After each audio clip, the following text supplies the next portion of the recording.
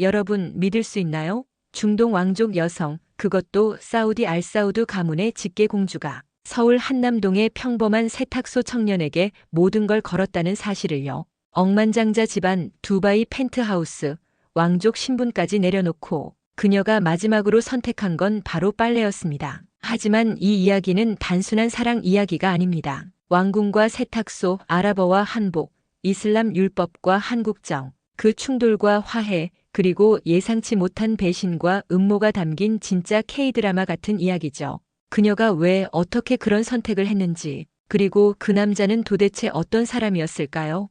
이 이야기가 궁금하시다면 좋아요와 구독, 알림 설정 부탁드려요.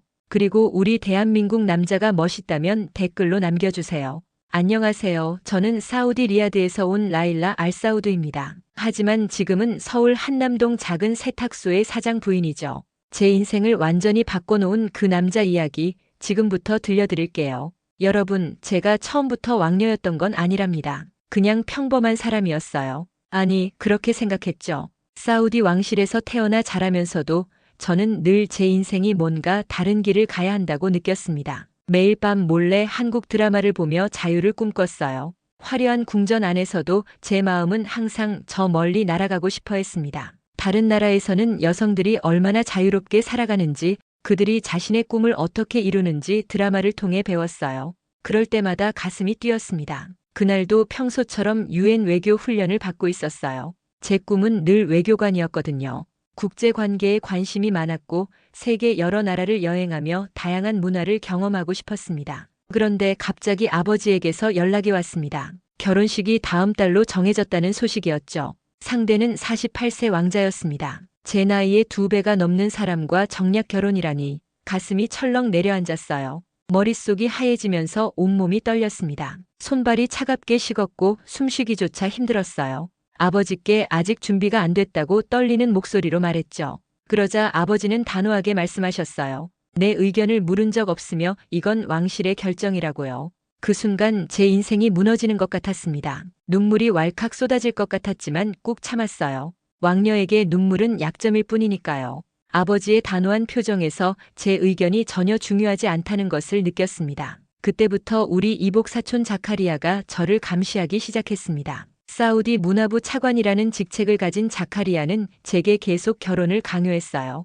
도망칠 생각은 하지 말라는 경고였습니다. 자카리아의 차가운 눈빛은 저를 늘 따라다녔죠. 마치 제 모든 생각을 읽어내려는 듯 했어요. 매 순간이 감옥 같았습니다. 자카리아는 제가 외출할 때마다 사람을 붙여 감시했고 심지어 제 개인 메시지까지 검열했어요. 숨쉬기조차 힘든 나날이었습니다. 숨이 막혔습니다. 매일 밤 한국 드라마를 보며 위안을 얻곤 했는데 그 속 주인공들처럼 자유롭게 사랑하고 싶었어요. 그들은 신분이나 가문보다 진심을 택했죠. 그러던 어느 날 밤 문득 좋은 생각이 떠올랐습니다. 한국 유학을 핑계로 도피하는 거예요. 아버지께 K-소프트 파워 정책 보고서를 쓰겠다고 제안했어요. 사우디의 문화 정책에 도움이 될 것이라고 강조했죠. 아버지는 잠시 고민하시더니 서울대 교환연구원이라는 타이틀로 한국행을 허락해 주셨습니다. 제 가슴은 설렘으로 가득 찼어요. 드디어 자유가 보였습니다. 한국에서 새 인생을 시작할 수 있을 거라는 희망이 생겼어요.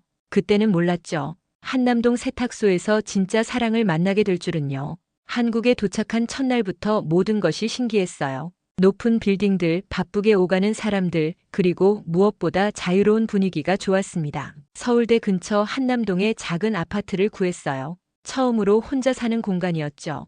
아무도 감시하지 않는 곳에서의 자유가 너무 달콤했습니다. 드라마에서만 보던 한국 생활을 직접 경험하니 가슴이 벅차올랐어요. 창문을 열 때마다 들어오는 한강의 바람이 저를 반겨주는 것 같았죠. 매일 아침 혼자서 준비하는 식사, 대중교통을 이용해 학교로 향하는 길, 모든 것이 새롭고 설레었습니다. 어느 날 중요한 리셉션 행사가 있었습니다. 왕실에서 가져온 특별한 드레스를 입어야 했어요. 그런데 옷에 작은 얼룩이 생겼더군요. 주변 사람들에게 물어보니 한남동에 실력 좋은 세탁소가 있다고 했습니다. 서둘러 그곳을 찾아갔어요. 문을 열고 들어가자 세탁기 소리와 함께 깔끔한 공간이 눈에 들어왔습니다. 세탁소 안은 세제 향기로 가득했고 벽에 걸린 옷들이 바람에 살랑거렸어요. 세탁소 안에는 젊은 남자가 있었어요.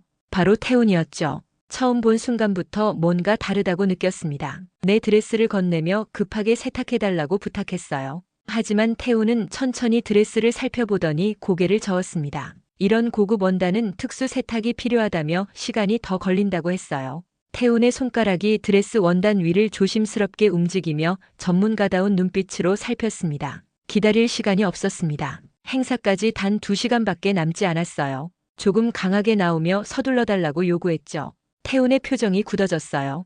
그때 세탁기에서 제 드레스가 빙글빙글 돌아가는 모습이 보였습니다. 깜짝 놀라 달려가 문을 열려고 했지만 이미 늦었어요. 드레스가 망가져 버렸습니다. 화려했던 비즈들이 떨어지고 섬세한 자수가 풀어지는 모습을 보며 심장이 내려앉는 것 같았습니다. 분노가 치밀어 올랐어요. 사우디에서라면 이런 실수를 한 사람은 큰 벌을 받았을 거예요. 태훈에게 화를 냈습니다. 얼마나 중요한 드레스인지, 이게 얼마나 값비싼 것인지 따져 물었어요. 태훈도 지지 않고 맞섰습니다. 서로 언성을 높이며 실랑이를 벌이던 중 갑자기 태훈이 말을 멈추더니 깊게 숨을 들이마셨어요. 세탁소 안에 긴장감이 감돌았고 시간이 멈춘 것 같았습니다. 그리고는 예상치 못한 일이 벌어졌습니다. 태훈이 깊이 고개를 숙이며 진심 어린 사과를 했어요. 자신의 실수였다며 책임지겠다고 말했습니다. 그 모습의 순간 화가 누그러졌어요. 사우디에서는 본 적 없는 모습이었거든요. 지위가 높은 사람이 낮은 사람에게 사과하는 일은 거의 없었으니까요. 태훈의 진심 어린 모습에 마음이 흔들렸습니다. 그의 낮은 목소리와 솔직한 태도가 마음 깊은 곳을 건드렸어요. 당신 말투가 드라마보다 더 진심 같다고 생각했죠. 태훈은 의아한 표정을 지었어요. 그 순간 뒤에서 누군가 제 이름을 불렀습니다. 돌아보니 자카리아였어요. 아버지가 자카리아를 한국까지 보내 저를 감시하게 한 것이었습니다. 심장이 쿵 내려앉는 듯 했어요. 자유는 짧게 끝난 걸까요? 자카리아의 차가운 눈빛이 저와 태훈을 번갈아 보며 의심스러운 표정을 지었습니다. 이제 제 작은 도피처마저 위험해진 것 같았어요. 태훈과 나누던 대화가 순식간에 얼어붙었습니다. 자카리아의 감시를 피하기 위해 라나라는 가명을 사용하기 시작했어요. 서울대 캠퍼스에서는 평범한 교환학생으로 지내며 새로운 삶을 살았습니다. 모든 것이 신선했어요. 자유롭게 의견을 나누는 수업, 친구들과의 대화, 캠퍼스의 활기찬 분위기까지 왕녀가 아닌 그냥 라나로 살아가는 시간이 행복했습니다. 그 와중에도 한남동 세탁소는 자주 찾게 됐어요. 처음엔 망가진 드레스 문제로 몇 번 더 만났는데 태훈의 진심 어린 태도가 좋았습니다. 사우디에서는 경험하지 못했던 솔직함이었죠. 드레스 보상으로 태훈이 추천한 한강공원에서 식사하던 날 처음으로 마음이 설레었어요. 강변을 따라 걸으며 이야기를 나누는데 그의 생각이 놀라웠습니다. 태훈은 제게 꿈에 대해 물었어요. 사실 왕녀에게 꿈을 묻는 사람은 처음이었습니다. 제 진짜 이름도 신분도 모르는 태훈에게 솔직해질 수 있었어요. 외교관이 되고 싶다고 세계 여러 나라를 다니며 일하고 싶다고 말했죠. 태훈은 진지하게 들어주었습니다. 그의 시선은 늘 정직했어요. 점점 가까워지며 태훈의 일상을 알게 됐습니다. 세탁소는 그의 아버지가 운영하던 곳이었고 아버지가 편찮으신 후 태훈이 맡게 된 거였어요. 대학 공부와 세탁소 일을 병행하느라 바빴지만 항상 웃는 얼굴로 저를 맞이했습니다. 솔직하고 성실한 모습에 점점 끌렸어요. 어느 날 태훈과 학교 앞 카페에서 만났습니다. 미래 계획에 대해 이야기하던 중 태훈이 비혼주의라고 말하더군요. 결혼은 생각하지 않는다며 자유롭게 살고 싶다고 했어요. 그 말에 혼란스러웠습니다. 사우디에서는 결혼이 당연한 과정이라고 생각했거든요. 하지만 태훈의 솔직한 생각이 새롭게 다가왔어요. 자신의 삶을 스스로 결정하는 모습이 멋있었습니다. 캠퍼스에서 함께하는 시간이 늘어났어요. 도서관에서 공부하고 학교 축제에 참여하고 간단한 여행도 다녔죠. 태훈은 저를 그냥 라나로 대해주었습니다. 신분이나 배경이 아니라 제 자체를 봐주는 것 같았어요.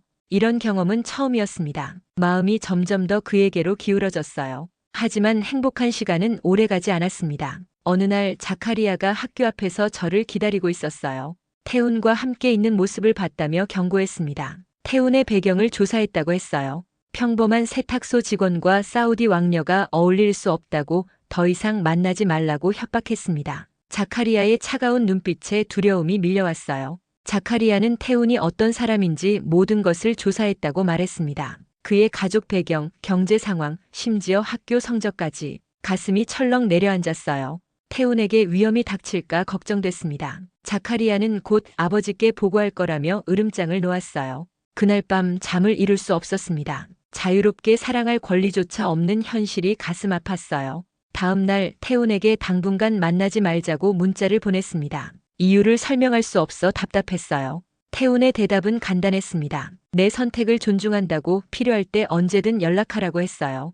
그 배려에 눈물이 났습니다. 진심으로 저를 생각해주는 사람을 스스로 밀어내야 한다는 게 너무 아팠어요. 한 달이 지났습니다. 태훈과 연락을 끊었지만 마음은 점점 더 그리워졌어요. 자카리아의 감시가 느슨해진 어느 날 용기를 내어 세탁소를 찾아갔습니다. 태훈은 변함없이 반겨주었어요. 마치 어제 만난 것처럼 자연스럽게 대해주는 모습이 고마웠습니다. 그날 밤 한강변을 걸으며 많은 이야기를 나눴어요. 밤하늘의 별을 보며 태훈이 라면을 끓여주었습니다. 사우디 왕궁에서 먹던 화려한 음식보다 그 라면이 더 맛있었어요. 태훈의 손길이 닿은 간단한 음식에서 진심이 느껴졌거든요. 달빛 아래 함께 먹는 라면, 그 소박한 행복이 제 마음을 완전히 사로잡았습니다. 태훈과의 대화는 늘 편안했어요. 진실을 말하지 못해 괴로웠지만 그래도 함께하는 시간은 즐거웠습니다. 태훈은 세탁소 경영 이야기, 미래의 꿈, 어린 시절 추억 등을 솔직하게 나눠주었어요. 반면 저는 진실을 숨긴 채 대화해야 했죠. 그런 제 모습을 태훈은 눈치챘을까요? 그날 밤 강변에 앉아 서울의 야경을 바라보며 태훈이 제 손을 잡았습니다. 따뜻한 온기가 전해졌어요. 서로의 눈을 바라보는 순간 말로 표현할 수 없는 감정이 흘렀습니다. 태훈이 천천히 다가와 제 입술에 키스했어요. 생애 첫 키스였습니다. 심장이 터질 것 같았어요. 그 순간만큼은 모든 걱정을 잊고 행복했습니다. 하지만 키스 후 혼란스러웠어요. 진실을 말해야 할까? 제 신분을 알면 태훈은 어떻게 반응할까? 라나가 아닌 라일라 사우디 왕녀라는 사실을 알게 되면 태훈의 마음은 변할까요? 머릿속이 복잡했습니다. 그날 밤 내내 고민했어요. 사랑한다면 정직해야 하지만 진실이 오히려 우리를 갈라놓을까 두려웠습니다. 다음 날 아침 충격적인 뉴스가 퍼졌어요. 사우디 공주가 한국 남자와 미래 중이라는 기사였습니다. 자카리아가 언론에 정보를 유출한 것이었어요. 기사에는 한강변 라면 데이트 사진까지 실려 있었습니다. 얼굴은 모자이크 처리되었지만 우리가 함께 있는 모습이 분명했어요. 온몸이 얼어붙는 것 같았습니다. 태훈에게서 전화가 왔어요. 목소리가 달랐습니다. 차갑고 낯선 톤이었죠. 기사를 봤다며 만나자고 했어요. 심장이 쿵쿵 뛰었습니다. 이제 모든 것이 끝나버릴까요? 캠퍼스 뒤편 조용한 카페에서 태훈을 만났습니다. 그의 표정은 제가 본 적 없는 무거움을 담고 있었어요. 태훈은 바로 본론으로 들어갔습니다. 라일라가 맞냐고 물었어요. 더 이상 숨길 수 없었습니다. 모든 것을 고백했어요. 사우디 왕녀라는 사실, 정략 결혼을 피해 한국에 온 것, 자카리아의 감시, 그리고 진짜 이름까지. 말을 마치자 무거운 침묵이 흘렀습니다. 태훈의 눈빛이 변했어요. 태훈이 입을 열었습니다. 내가 들러리였냐고 물었어요. 그냥 한국 경험의 일부였냐고, 왕녀의 일탈이었냐고 따져 물었습니다. 그의 목소리에서 상처받은 자존심이 느껴졌어요. 사랑은 진실에서 시작한다며 거짓된 관계는 의미가 없다고 했습니다. 그 말이 제 가슴을 찔렀어요. 변명할 수 없었습니다. 태훈은 자리에서 일어나며 관계를 끝내자고 했어요. 더 이상 연락하지 말라고 했습니다. 진심으로 나를 좋아했기에 더 큰 상처를 받았다는 말에 눈물이 왈칵 쏟아졌어요. 태훈이 돌아서는 뒷모습을 바라보며 제 마음도 함께 무너져 내렸습니다. 거짓말로 시작된 관계의 끝을 맞이한 순간이었어요. 태훈과 헤어진 후 일주일이 지났습니다. 매일이 지옥 같았어요. 학교에 가는 것도 밥을 먹는 것도 의미가 없었죠. 마음속에는 태훈의 마지막 표정만 맴돌았습니다. 그런데 상황은 더 나빠졌어요. 자카리아가 아버지께 모든 상황을 보고했고 아버지는 즉시 귀국하라는 명령을 내렸습니다. 왕녀의 체면을 구겼다며 분노하셨죠. 아파트 앞에는 이미 사우디 대사관 직원들이 대기하고 있었어요. 짐을 싸서 내일 아침 비행기로 귀국하라는 통보였습니다. 창밖을 바라보니 검은 차들이 질비했어요. 도망칠 곳은 없어 보였습니다. 그날 밤 잠을 이루지 못했어요. 이대로 돌아가면 모든 것이 끝납니다. 자유도 사랑도 꿈도 모두 포기해야 했죠. 새벽녘 갑자기 결심이 섰습니다. 도망치자. 이번만큼은 내 삶을 내가 선택하자. 가방 하나만 챙겨 비상계단을 통해 빠져나왔어요. 아파트 뒷문으로 나와 택시를 타고 멀리 달렸습니다. 어디로 가야 할지 막막했어요. 그때 떠오른 곳은 태훈의 세탁소였습니다. 이른 아침 문이 열리기를 기다리며 세탁소 앞에서 떨고 있었어요. 태훈이 문을 열고 저를 보더니 놀란 표정을 지었습니다. 망설임 없이 모든 상황을 설명했어요. 도망쳐온 것, 귀국 명령, 그리고 이제 갈 곳이 없다는 사실까지. 마지막으로 태훈에게 도움을 청했습니다. 태훈은 한참을 침묵하더니 안으로 들어오라며 문을 열어주었어요. 그 순간 희망이 생겼습니다. 세탁소 뒷방에 임시로 머물게 되었어요. 태훈은 여전히 서먹서먹했지만 도움의 손길은 내밀어 주었습니다. 그날 밤 용기를 내어 제 진심을 털어놓았어요. 태훈을 진심으로 좋아하게 됐다고 신분을 속인 것은 미안하지만 감정만큼은 진실이었다고. 태훈은 묵묵히 듣고 있었습니다. 다음 날 자카리아가 세탁소를 찾아왔어요. 어떻게 알았는지 정확히 제가 있는 곳을 알고 있었습니다. 태훈에게 라일라를 내놓으라고 요구했어요. 태훈은 단호하게 거절했습니다. 자카리아는 위협했어요. 왕실의 권력을 이용해 태훈의 인생을 망가뜨리겠다고, 한국에서 살 수 없게 만들겠다고. 제 가슴이 철렁 내려앉았습니다. 자카리아가 떠난 후 태훈에게 사과했어요. 제 때문에 그가 위험에 처했다는 생각에 괴로웠습니다. 하지만 태훈의 대답은 예상 밖이었어요. 내 인생엔 공주도 왕도 없어. 사람만 있어. 그 말이 제 마음을 울렸습니다. 태훈은 제 신분이 아닌 저 자체를 봐주고 있었어요. 그 말에 눈물이 흘렀습니다. 용기를 내어 아버지께 직접 전화했어요. 떨리는 목소리로 제 선택을 말씀드렸습니다. 한국에 남겠다고, 자유롭게 살고 싶다고. 아버지는 분노하셨죠. 왕실의 딸이 어떻게 그런 선택을 할 수 있냐고. 하지만 저는 단호했습니다. 필요하다면 왕녀 지위도 포기할 각오가 되어 있다고 말했어요. 전화기 너머로 아버지의 충격받은 침묵이 느껴졌습니다. 자카리아는 포기하지 않았어요. 태훈을 직접 찾아가 회유했습니다. 만약 라일라가 왕가를 포기하면 태훈을 제거하겠다고 협박했죠. 태훈은 그 이야기를 제게 털어놓았어요. 걱정된 표정으로 제 선택을 묻더군요.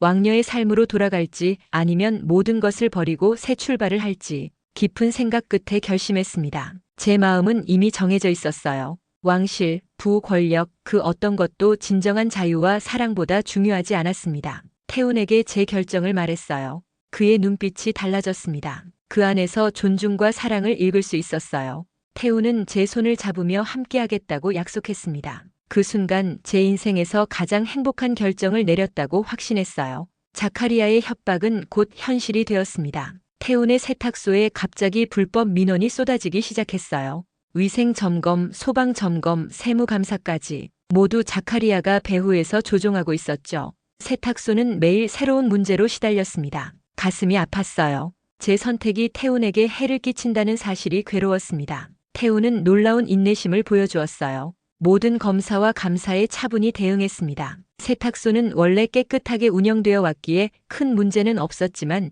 끊임없는 방해가 사업에 타격을 주었어요. 손님들이 줄어들었고 수입도 감소했습니다. 태훈의 얼굴에 피로감이 쌓여갔어요. 그런 상황에서도 태훈은 포기하지 않았습니다. 오히려 새로운 시도를 했어요. 저녁마다 아랍어 공부를 시작했습니다. 처음에는 왜 아랍어를 배우냐고 물었더니 제 문화를 이해하고 싶다고 했어요. 그 말에 가슴이 뭉클했습니다. 태훈은 독학으로 아랍어 기초를 배웠고 저는 그의 선생님이 되어주었죠. 언어 공부에 그치지 않고 태훈은 중동 문화와 전통 의상에 대해서도 연구했어요. 특히 전통 아바야와 한복의 세탁법을 비교 연구하기 시작했습니다. 태훈의 세탁 기술과 제 문화적 지식이 만나 새로운 아이디어가 탄생했어요. 한중동 의복 전용 세탁법을 개발하기로 한 것이죠. 매일 밤 연구에 몰두했습니다. 태훈은 다양한 원단에 대한 전문 지식이 있었고 저는 사우디 왕실에서 보았던 고급 의상 관리법을 알고 있었어요. 둘이 머리를 맞대고 특허 출원 준비를 시작했습니다. 세탁소 뒷방은 우리의 작은 연구실이 됐어요. 벽에는 다양한 원단 샘플과 세탁 테스트 결과가 가득했습니다. 자카리아의 방해는 계속되었어요. 세무서에서 갑자기 세금 추징 통지서가 왔습니다. 태훈의 아버지 시절부터 운영해온 세탁소가 큰 위기에 처했어요. 심지어 세탁소 건물주에게 압력을 넣어 임대차 계약 해지를 종용하기까지 했습니다. 모든 것이 무너져 내리는 것 같았어요. 그럴수록 태훈의 의지는 더 강해졌습니다. 세무사를 고용해 세금 문제를 해결하기 시작했고 건물주를 직접 찾아가 상황을 설명했어요. 태훈의 성실함과 진심에 감동한 건물주는 계약을 유지해주기로 했습니다. 작은 승리였지만 희망이 보이기 시작했어요. 특허 준비가 한창일 때 사우디 대사관에서 연락이 왔습니다. 아버지께서 직접 한국을 방문하신다는 소식이었어요. 심장이 쿵 내려앉았습니다. 아버지를 직접 만나 설명할 기회라고 생각하면서도 한편으로는 두려웠어요. 아버지는 어떤 결정을 내리실까? 태훈에게 해를 끼치진 않을까? 아버지 방문을 앞두고 태훈과 저는 특허 출원을 서둘렀습니다. 한중동 의복 전용 세탁법이 우리의 미래를 바꿀 수 있을 거라 믿었어요. 태훈은 밤늦게까지 연구에 몰두했고 저도 함께했습니다. 때로는 지치고 힘들었지만 서로에게 의지하며 앞으로 나아갔어요. 특히 태훈이 개발한 세탁법은 정말 혁신적이었습니다. 한복의 섬세한 자수와 아바야의 고급 원단을 모두 손상 없이 세탁할 수 있는 방법이었어요. 물 온도부터 세제 배합, 건조 방식까지 모든 과정이 새롭게 설계되었습니다. 태훈은 이 기술이 단순한 세탁소를 넘어 문화 교류의 장이 될 수 있다고 믿었어요. 마침내 특허 서류가 완성되었습니다. 출원 전날 태훈은 제게 특별한 말을 했어요. 이건 우리의 전쟁 선언이야. 누구도 우리의 꿈을 빼앗을 수 없어. 그 말이 제 가슴에 깊이 새겨졌습니다. 맞아요. 이건 단순한 세탁법이 아니라 우리의 미래를 위한 선언이었죠. 태훈과 함께라면 어떤 어려움도 이겨낼 수 있을 것 같았습니다. 아버지가 한국에 도착한 날 비가 내렸습니다. 왕실 수행원들과 함께 호텔 스위트룸에서 저를 기다리고 계셨어요. 떨리는 마음으로 아버지를 뵈었습니다. 예상했던 분노 대신 아버지의 눈빛에는 복잡한 감정이 담겨 있었어요. 딸을 걱정하는 마음 그리고 왕실의 체면을 생각하는 의무감 사이에서 갈등하고 계신 것 같았습니다. 대화는 평화롭게 시작되었어요. 아버지는 제 선택을 이해하려 노력하신다고 말씀하셨습니다. 하지만 곧 본론으로 들어가셨죠. 태훈을 만나고 싶다고 하셨어요. 심장이 빠르게 뛰었습니다. 아버지께서 태훈을 어떻게 대할지 걱정됐어요. 그래도 이건 피할 수 없는 만남이었습니다. 다음 날 태훈이 호텔을 찾았어요. 정장을 입고 단정하게 차려입은 모습이 새롭게 느껴졌습니다. 아버지와 태훈의 첫 만남은 긴장감이 감돌았어요. 아버지께서는 태훈에게 직접적인 질문을 던지셨습니다. 왜 왕녀를 사랑하는지, 어떤 미래를 꿈꾸는지. 태훈은 솔직하게 대답했어요. 라일라라는 사람을 사랑하게 되었다고, 신분이나 지위가 아닌 인간으로서 존중한다고. 대화 후 아버지께서 놀라운 제안을 하셨습니다. 태훈에게 두바이 청소 사업 임원직을 제안하신 거예요. 엄청난 연봉과 함께 안정된 미래를 보장해주겠다고 하셨습니다. 하지만 조건이 있었어요. 저와 헤어져야 한다는 것이었죠. 제 심장이 멈추는 것 같았습니다. 태훈의 대답이 두려웠어요. 태훈은 고개를 들고 단호하게 말했습니다. 감사합니다만 거절하겠습니다. 아버지의 표정이 굳어졌어요. 태훈은 이어서 말했습니다. 자신의 세탁소가 비록 작지만 그곳에서 시작한 꿈이 있다고. 돈이나 지위가 아닌 진심으로 만든 자신의 길을 가고 싶다고.